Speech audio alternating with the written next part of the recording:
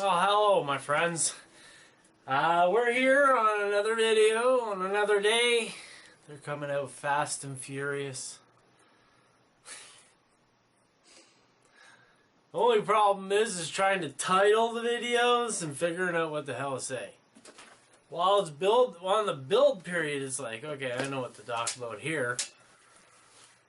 Because I already made the mistake. I already know the right way through doing it the wrong way first.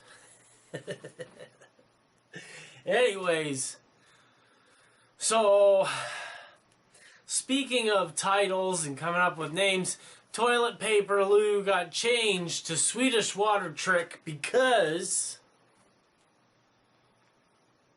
the whole trick was in the last video. This video kind of deals with the after effects of that and kind of makes the whole thing permanent, and it shows ideas and stuff like that of how to make, keep it nice. Okay. I also was asked by a friend who's a patron supporter to start giving shout outs to all the patron supporters out there. And I know some of the patron guys, they really want to keep it quiet, I think. I don't know. I left it up to them, or I'll leave it up to them to ask me to do a shout out. But if you're a patron supporter and you want a shout out, tell me and I'll give it out in the next video or a video soon after. Today I want to give a shout out to Dave Hoffmeister. I don't know, I think that's your name. I don't know why we call you Sparky. We should call you the Hoff. Sparky 107 107. You should have called yourself Sparky 101 though. That would have been good. I think that would have been pretty good. Just you can still change it. You just have to go over to Google Plus, dude. You don't have to change it because of me. Thanks for supporting the cause, though. And if you also want to support the cause, it only costs $1. If you chip in $1, that's like $4 max per month. Even though I've released like 11 videos this month, probably about, 2 hours of content. I'm just pulling that off the top of my head. It could be more. Yes, it could be less too. But what's $1 when you're getting that much content? And it's not shoddy stuff. I'm not sitting here teaching you how to pick my nose while vaping or something like that. There's some serious stuff here. This is the arts. Support your arts. Let's break into this whole thing and tell you what's going on.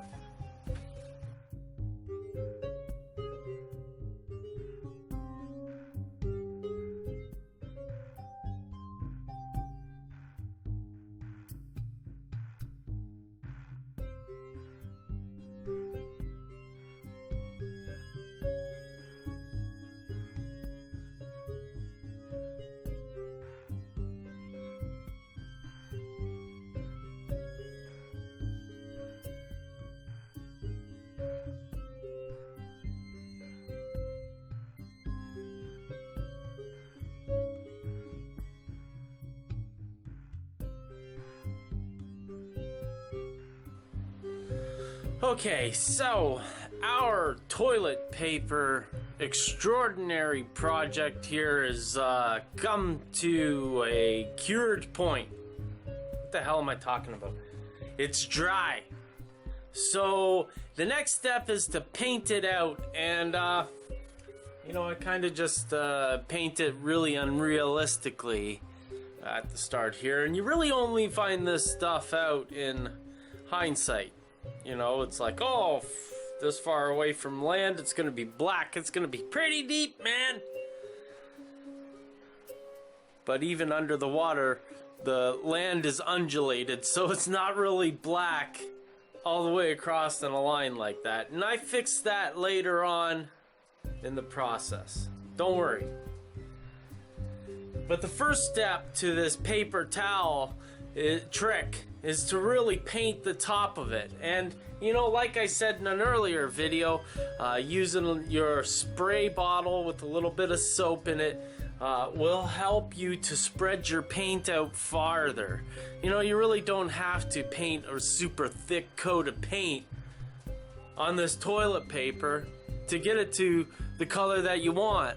You know, you don't have to put a real thick coat. You know, using your spray bottle with a little bit of dish soap in it will spread that paint out a lot farther than if you just used paint from the jar.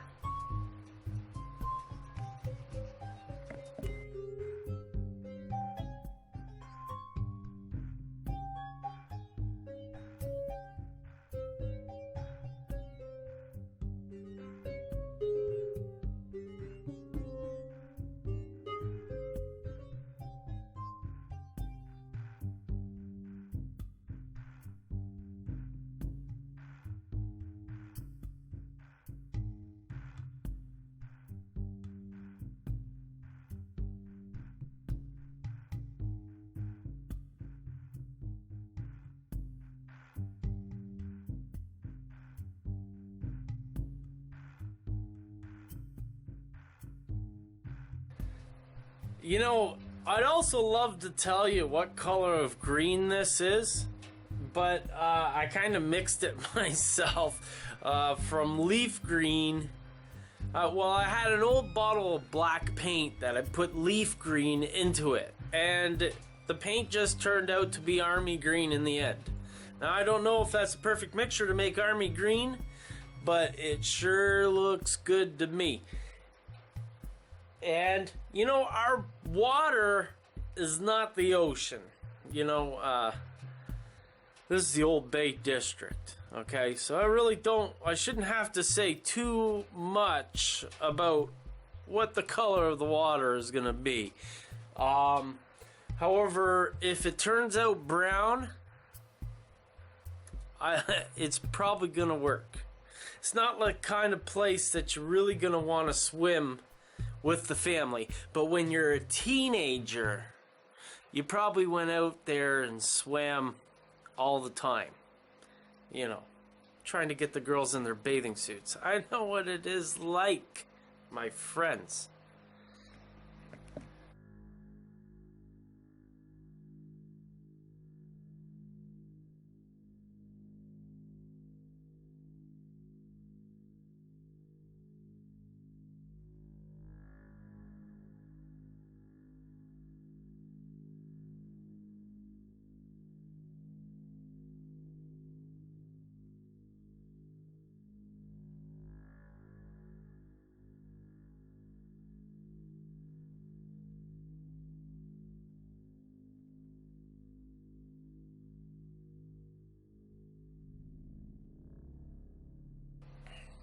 However, as the paint goes down, it gets to start looking like it is too green.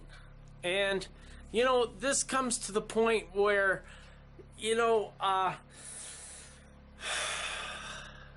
when making water, in my opinion, it is not going to have a uniform color on it. It is going to be varied throughout for various different reasons.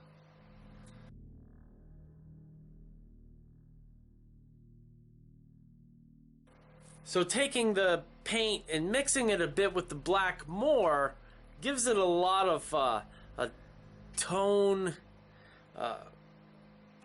give it a lot of different tones to work with. You know, like it's, after you get your gloss medium on top of this stuff, it really blends it in together and actually darkens it up a lot. But, having it that real bright green isn't what I was aiming for. So we have to fix it with a little bit of black. Mix it all in. I hope that makes sense.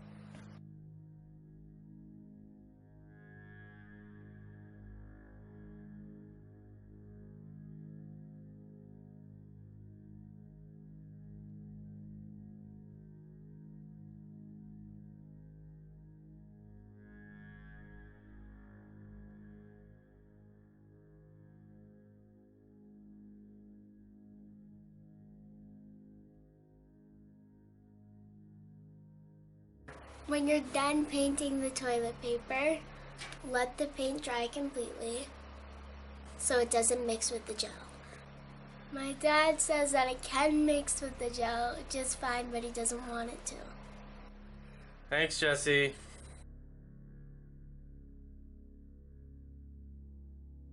It's funny how they're so brave right up until the camera gets turned on. That little red light pops on the camera and they're just monotone as all get out. Anyways, it's gonna take a lot of time for this gel to dry on the layout. But what I mean by saying that is you're gonna get these little puddles of white gel, which looks like glue, but it's a different stuff. And it takes a long time for it to dry. So the point is to always remember to keep your coats very thin. Even if you want to make the biggest waves in the world, you still want to make those waves in about 2 or 3 applications to allow the gel to dry nearly completely before you add your next coat. Otherwise, you compound the drying time. If you don't allow this to dry in small coats, the bigger picture will take months and months to dry. Literally. I'm telling you this through experience. Please believe me. Now in front of the boathouse, we have the sand dips down to where the plaster casting is of the launch itself. And there's boards there to dam the water back so it doesn't so it protects the boathouse itself from wakes and such from passing boats. So this is a spot where the gel is going to take a few layers to build up to look proper in this area. And if I don't do it correctly, I'm gonna muck it up. And that's just the plain fact of the matter. And now, just so we're sure at how long this process is going to take in front of the boathouse, I'm doing this voiceover a full 2 weeks after making the video you're watching right now. And I'm still not even close to being done with it.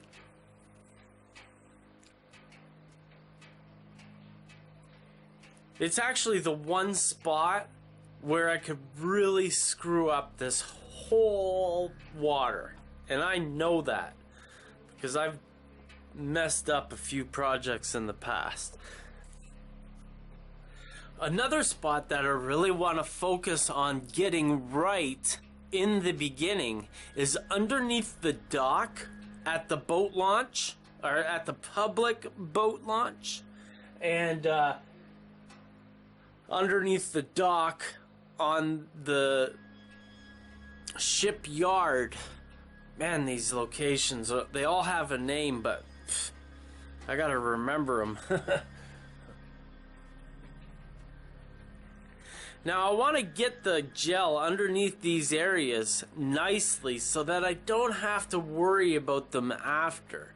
You know, it's really hard to get your brush in there, you know, when the glue is wet, because you make a mess out of everything. You get it all over your shirt.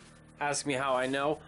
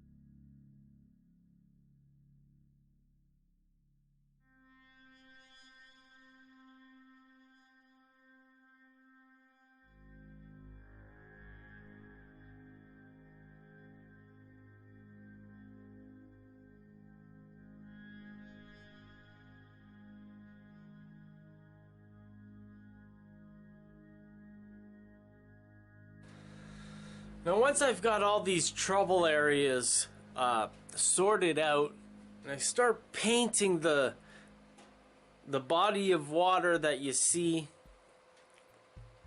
make sure to remember not to go too thick, because sometimes these the toilet paper crests and valleys, you know, it could be a half an inch, and that's a lot of space for our gel to have to dry. So be cognizant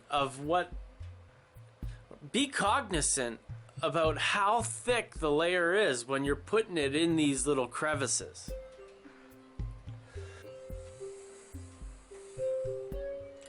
Now in this video, you're watching a period of 2 weeks going by. You know, some of these, most of the videos at the start are done the day I started this, but the drying time takes a real long time. And I know I keep on harping on this, but it's something you have to think about when you're making water. And if you do think about it properly, the outcome of the technique will benefit you greatly. And I know that a lot of you are gonna say, oh man, Ron, if you put the white on top of the water caps and stuff like that, it's gonna look great. And I know, I'm with you, but I have to let this all dry. I've done this probably 4 times now on different projects, and you know, each time I learned something by making a small mistake, sometimes a great big mistake. The scale model show, for instance. Holy crap, did I ever screw that up. But the water looks pretty good now, just saying.